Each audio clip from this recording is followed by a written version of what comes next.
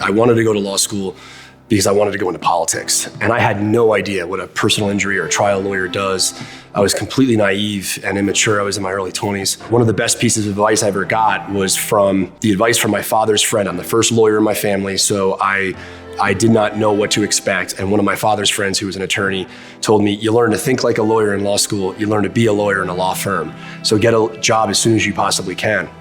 And I was like, how the hell am I gonna get a job? I'm reading all these books all day long and this guy's crazy. But he wasn't. He was dead on accurate. And that piece of advice, I think, is probably one of the most critical pieces that led me to where I went, because a friend of mine told me that there was a job opening in a law firm and they do personal injury. And I was like, all right, I'll take it. This guy told me I should do it. So I had some time freed up and I went and I started there.